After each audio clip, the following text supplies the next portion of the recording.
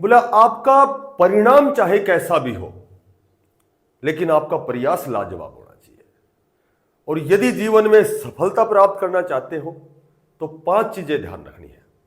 हमेशा उत्सुकता में रहना है, कुछ न कुछ नया सीखना है, जितना आपको समय मिले ज्यादा से ज्यादा आपको पुस्तकें पढ़नी है। और यदि आपको मित्र बनाने हैं तो बहुत अच्छे मित्र बनाने हैं, आपकी कंपनी बहुत अच्छी होनी चाहिए। और चौथी बात ये कि आप कोई भी फैसला लेने में, चाहे कैसी भी विकट और विषम परिस्थिति हो, कैसा भी निर्णय लेने में कभी संकोच मत करो, केवल उस दिशा में प्रयास करो। और पांचवा तुम्हारे लिए जो अहम है सफलता के लिए, और वो अहम क्या है कि तुम्हें बिल्कुल कंसंट्रेट होकर, एकाग्रचित होकर अर्जुन की तरह चिड़िया की आंख दिखाई देनी चाहिए। तुम्हारा जो लक्ष्य है उस लक्ष्य की ओर निरंतर और नियमित पूरी मेहनत और मशक्कत के साथ उसमें प्रयास करो, उस दिशा में 100% आपको सफलता मिले। नमस्कार प्यारे बच्चों, देखो आज की जो अपडेट, आखिर एग्जाम शेड्यूल जारी हुआ, 30 दिन की स्ट्रेटेजी क्या होगी। देखो ये किस विषय पर हम बात कर रहे हैं, DSSB DSSS बहुत लंबे समय से साथी, जो भावी अध्यापक कह सकते हैं, जो बहुत ही इंटेलिजेंट, ब्रिलियंट और एक्सीलेंट पर्सन, जो लगातार निरंतर और नियमित रूप से प्रयास कर रहे थे DSSB में। देखो DSSB में अध्यापक बनने का सभी का सपना होता है, ठीक है, क्योंकि एक तो वहाँ हमारी कैपिटल है देश की, एक वहाँ बहुत मैक्सिमम फैसिलिटी है, बहुत अच्छी सैलरी है, ठीक है। तो बच्चों का सपना होता है, और उन बच्चों का तो विशेषकर जिन्होंने BEd किया है, JBT, master degree, PhD, MPhil। तो आजकल बेरोजगारी, जनसंख्या इतनी ज़्यादा है कि कंपटीशन बहुत ही मैक्सिमम स्तर पर है। तो PGT की एक भर्ती थी, उसका एग्ज़ाम शेड्यूल जारी हो चुका है, ठीक है। तो हम बात करें कि PGT का एग्ज़ाम शेड्यूल जारी हो चुका है।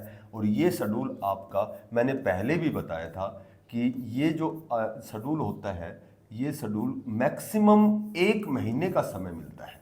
7 जुलाई से सब्जेक्ट वाइज आपके एग्ज़ाम स्टार्ट हो चुके हैं।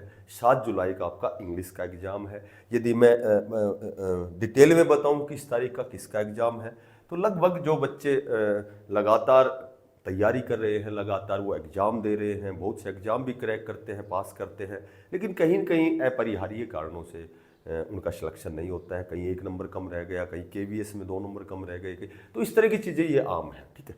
तो लगभग सभी को पता है, कैलेंडर सभी ने देख लिया है कि 7 जुलाई से रेगुलर आपके एग्ज़ाम स्टार्ट हैं। और फिलहाल आप समझ सकते हो कि आज जब 9-10 तारीख हो गई तो 1 महीने से भी कम समय रह गया। तो लगभग जो भी एग्ज़ाम शेड्यूल जारी होता है, चाहे वो DSSB हो, KVS हो, या कोई अदर कोई भी संस्था हो, चाहे HSSC हो, यानी कि एग्ज़ाम शेड्यूल हमेशा विदिन 1 मंथ, 1 महीने का समय दिया जाता है। तो 7 जुलाई से आपके एग्ज़ाम हैं, ठीक है, 7 जुलाई से आपके एग्ज़ाम हैं सब्जेक्ट वाइज, वो आप देख लेंगे।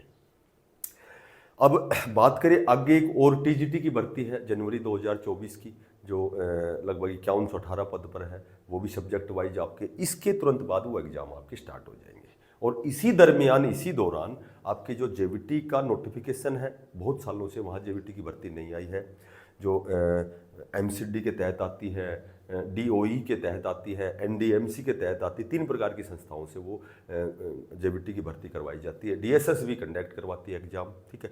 तो वो भी बहुत बड़े स्तर पर आपका जो नोटिफिकेशन है, रिक्रूटमेंट है, RR कंप्लीट हो चुके हैं, सारे रूल, जो रिक्रूटमेंट रूल है वो बन चुके हैं, ठीक है। तो वह सारी चीज़ें, वो प्रक्रिया लगभग अंतिम स्तर पर कह सकते हैं। तो वो भी आपकी बहुत जल्दी जो नोटिफिकेशन आपको देखने को मिलेगा। तो फिलहाल जो हम बात करेंगे कि PGT देखो, PGT के जो एग्ज़ाम है वो 7 जुलाई से स्टार्ट है। पहले मैं एक छोटी सी अनावश्यक बात बताना चाहता हूँ कि लगभग जुलाई 2012 में मैंने खुद PGT DSSB में वहाँ सिलेक्शन लिया था, वहाँ ज्वाइनिंग की थी, ठीक है।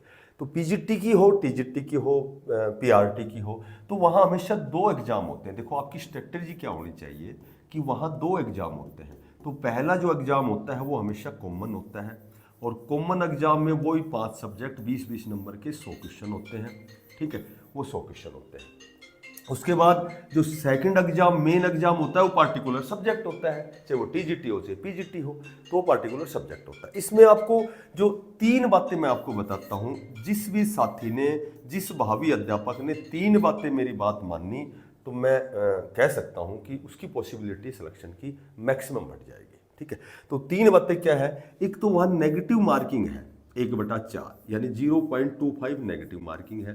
क्योंकि नेगेटिव मार्किंग का भी एक नियम होता है कि भाई नेगेटिव मार्किंग के बाद भी हम जैसे कहीं तो प्रोबेबिलिटी तुक्का कैसे मारे, क्या प्रोबेबिलिटी है कि हमारे ज़्यादा क्वेश्चन ठीक हो, या कम से कम 50% तो ठीक हो, या फिर हमारा नुकसान ना हो, तुक्के मारने में भी नुकसान ना। तो इस तरह की तो ये अनावश्यक चीज़ें हैं, ये तो इसमें तो समय ज़्यादा लगेगा। लेकिन एक तो नेगेटिव मार्किंग से बचना तुम्हारे लिए नितांत आवश्यक है, पहली जो शर्त है, पहली जो कंडीशन है। ठीक है, दूसरी जो कंडीशन है वहाँ सीडीपी मेन रोल अदा करती है, चाइल्ड डेवलपमेंट पेडागोजी। जैसे सी टेट में ज़्यादा से ज़्यादा सीडीपी आती है। सी टेट का भी एग्जाम होने वाला है, ठीक है, जो जुलाई में और दिसंबर में होता है, साल में 2 बार होता है। तो सीडीपी, एक तो पेडागोजी बहुत बढ़िया स्तर पर आपको पढ़नी है। चाइल्ड डेवलपमेंट जो पेडागोजी है उसका रोल एक बहुत ज़्यादा होता है, विशेषकर टीजीटी पीजीटी में। और उसके बाद जो तीसरी जो कंडीशन है, तीसरी जो मेन कंडीशन है, यदि आप वास्तव में ही बहुत अच्छी आपने तैयारी कर ली है, बहुत अच्छी यदि आपने, क्योंकि तैयारी तो अच्छी करें, क्योंकि बहुत लंबे समय से लगातार हमारे बीएड का जेबीटी और इसका क्या बोलते हैं मास्टर डिग्री का फ़ायदा क्या है, जब हम तैयारी नहीं करेंगे तो फिर हमने इस दिशा में प्रयास क्यों किया। तो तैयारी तो आपकी बढ़िया है, लेकिन इस तैयारी को, इसमें आप और थोड़ा सा इम्प्रूवमेंट कैसे कर सकते हैं। तो तीसरा जो पॉइंट मैं आपको बताना चाहता हूं, आप विशेष ध्यान रखेंगे, ये तीसरा पॉइंट ये है, जो भी सब्जेक्ट आपका कमजोर है, देखो कमजोर तो सभी का होता है, मैं हो, आप हो, सब कोई भी हो जाए, क्योंकि ऑलराउंडर तो कोई नहीं होता। मछली को तो हम पेड़ पे नहीं चढ़ा सकते, सभी अपनी अपनी प्रतिभाओं में, क्षमताओं में दक्ष और पारंगत होते हैं। ठीक है, सभी सभी सभी में अलग अलग क्षमताएं होती हैं। वो कहते हैं ना, वो उन्होंने कहा था अल्बर्ट आइंस्टीन ने, जिन्होंने दिमाग का सबसे ज़्यादा यूज किया, 20% सापेक्षता का सिद्धांत दिया था, उन्होंने यही कहा था, बोला संसार के सभी व्यक्ति, सभी बच्चे जीनियस होते हैं। ठीक है, क्योंकि सभी अपनी अपनी प्रतिभाओं में, क्षमताओं में दक्ष होते हैं। कोई बहुत अच्छी मिमिक्री करता है, कोई बहुत अच्छा संगीतकार होता है, कोई बहुत अच्छा लेखक है, कोई बहुत अच्छा वक्ता होता है, कोई साइंस में बहुत अच्छा होता है, कोई मैथमेटिशियन बहुत अच्छा होता है, कोई हिंदी की किसी के पास बहुत अच्छी नॉलेज होती है। तो हर आदमी में अलग अलग चीज़ें होती हैं। तो देखो, सिलेक्शन लेने का एकमात्र कारण, कई बार तो बच्चे ये ढूंढते फिर रहे हैं कि भाई हमारा टाइम टेबल क्या होना चाहिए, तैयारी हम कैसे करें। कई तुम वीडियो देखते हो कि आपका टाइम टेबल क्या होना चाहिए, आप ऐसे तैयार, ये केवल अनावश्यक और बेबुनियादी बकवास चीज़ें होती है। टाइम टेबल अपने अकॉर्डिंग होता है, ना कि कोई बताए उसके अकॉर्डिंग नहीं होता है कभी टाइम टेबल। मैं रात को 2 बजे तक जाग सकता हूँ, लेकिन सुबह मैं 7 बजे पहले नहीं उठ सकता। कोई बच्चा ऐसा है, रात को खाना खाते ही सोएगा, लेकिन सुबह 3-4 बजे उठ के पढ़ेगा। कोई बच्चा पूरी रात पढ़ेगा। तो वो टाइम टेबल अपने अकॉर्डिंग होता है। कई बच्चे क्या है कि दिखाओं पर ध्यान देते हैं, अपनी अकल नहीं लगाते हैं वो, कि टाइम टेबल कैसे बनाएं, 4 घंटे ये पढ़ो, 2 घंटे ये टाइम टेबल सबके लिए इक्वल नहीं होता है। क्योंकि भगवान ने सभी को अलग अलग स्वभाव, सभी की मूल प्रकृति, मूल प्रवृत्ति सभी की अलग अलग होती है। कोई व्यक्ति बड़ा छिंदरानवेशी होता है, दूसरों की कमियां ढूंढता है। कोई बहुत अच्छा होता है जो केवल अपने तक सीमित होता है। कई बच्चे संजीदा किस्म के होते हैं, गंभीर किस्म के होते हैं। कई बच्चे बड़े खुराफाती होते हैं। तो कोई चुगलखोर होता है। तो ये हर की अलग अलग नेचर, अलग, किसी का टाइम किसी की रात की ड्यूटी है, किसी की सुबह की ड्यूटी है। ठीक है, कोई कहीं एडजस्ट है, कोई लाइब्रेरी ज्वाइन करता है, कोई बच्चा अंतेवासी होकर अध्यापक के शरण में जाना चाहता है।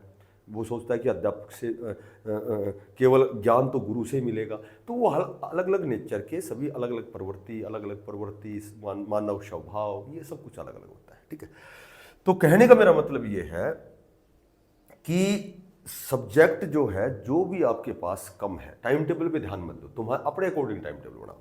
लेकिन जिस सब्जेक्ट में तुम्हारा स्कोर नहीं बनता, जैसे मॉक टेस्ट सोल्व करो, पीछे के मॉडल टेस्ट पेपर सोल्व करो, और भी बहुत सी आजकल तो बाजार में ऐसी बुक है 100 मॉडल टेस्ट पेपर की, DSSB के स्पेशल पेपर है, सब्जेक्ट वाइज भी हैं, कॉमन वाले भी हैं। तो वो डेली की एक महीना है तुम्हारे पास, 30 दिन है, तो 1 या 2 मॉक टेस्ट डेली करो, डेली 2 करो, क्योंकि 60 मॉडल टेस्ट में बहुत ज़्यादा होते हैं। और फिर ये नहीं कि मॉडल टेस्ट पेपर करने के बाद में बस स्कोर नहीं चेक करना, में जो कमी हो गई, जो कहाँ कहाँ गलती हुई है, और ये गलती कौन से टॉपिक में होगी, उस टॉपिक को तैयार करो। ठीक है, और करो तो 100% करो, अदरवाइज करो ही मत। देखो वो होता है ना, a little knowledge is a dangerous thing, अल्प ज्ञान हमेशा खतरनाक होता है। तो या तो पूरा ज्ञान लो या बिल्कुल मत लो, ठीक है। जिस दिशा में प्रयास करो अपना 100% दो उसमें। तो कहने का मतलब ये है कि तीसरा जो मेजर तुम्हारी स्ट्रेटेजी होनी चाहिए कि सभी सब्जेक्ट सभी बच्चों के नहीं होते हैं। जो सब्जेक्ट आपके कमजोर हैं, जहां आपका स्कोर नहीं बन रहा, वो सब्जेक्ट आपके लिए मैंडेटरी है तैयार करना। वो टॉपिक तैयार, कई बच्चे मैथ में मुझे मेंसुरेशन नहीं आती, मुझे ट्रिग्नोमेट्री नहीं आती, मुझे फलाना नहीं आता, हिंदी में मुझे संधि समझ नहीं आती, संधि विच्छेद नहीं आता, ऐसे बहुत सी चीजें हैं। उन चीजों पर काम करो। केवल नौकरी सिलेक्शन, किसी भी एग्जाम को फाइट करना, केवल एक ही स्ट्रेटेजी होती है, और एक ही स्ट्रेटेजी वो होती है कि अपनी कमियों पर काम करो। जो हमारी अंदर कमियां हैं, जो चीज़ हमें नहीं आती है, उस पर ध्यान दो केवल। और ना कोई टाइम टेबल मायने रखता है, ना कोई और अनावश्यक चीज़ पर दिमाग में ये जो कूड़ादान है ये इकट्ठा मत करो। कोई कुछ बोल गया, कोई कुछ हमारे दिमाग में डाल देता है, कोई कुछ, और वही सारे दिन वही राग अलापते रहते हैं। तो इन चीज़ों पर ध्यान मत दो। हमें केवल ध्यान देना है, हमें किस चीज़ पर ध्यान देना है।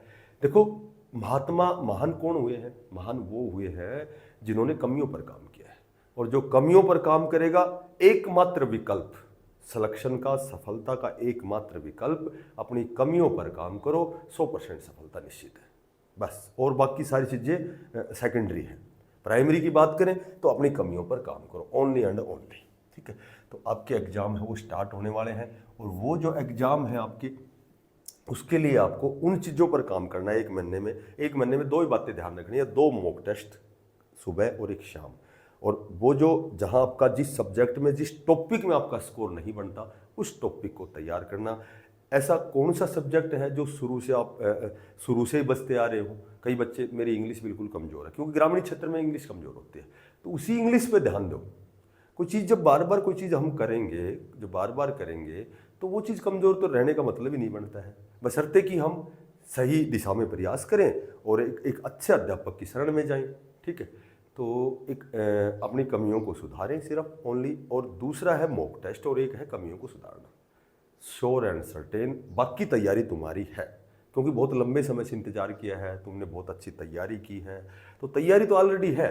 लेकिन कट ऑफ तो वो 1 या 2 नंबर से निर्धारित होती है, ठीक है। 66 पे कट ऑफ गई, तुम्हारे 64 रह गए, वो 2 नंबर कहाँ कम रह गए? तुमने कमियों पर काम नहीं किया। तो जहां भी असफलता, बोले हमारी असफलता तो यह सिद्ध करती है कि हमने प्रयास पूरे मन से नहीं किया, और यदि तुमने प्रयास पूरे मन से किया तो sure and certain you are success. तो जो बच्चे नए हैं, चैनल को सब्सक्राइब करना, ज़्यादा से ज़्यादा इसको शेयर करना। फिर मिलते हैं किसी नई अपडेट के साथ।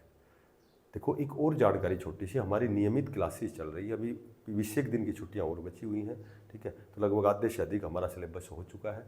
तो एक बार आप लगभग 28 क्लासों में मैंने मैथ, रीजनिंग, हिंदी की मैराथन है, ठीक है। अब इंग्लिश की मैराथन स्टार्ट होगी अगले वीक से, और मैथ रीजनिंग लगभग लास्ट अंतिम स्टेज पर पहुँच गया है सिलेबस होने में, और लगातार हर वीक टेस्ट भी होता है 100 नंबर का। और सबसे बड़ी बात है आपके लिए कि ये क्लासेज हमारी फ्री ऑफ कॉस्ट है, इसमें किसी प्रकार का कोई चार्ज आपको नहीं देना है। तो जो साथी नए हैं, चैनल को सब्सक्राइब करना। फिर मिलते हैं किसी नई अपडेट के साथ, तब तक के लिए सभी साथियों को बेस्ट ऑफ लक। धन्यवाद। राम राम।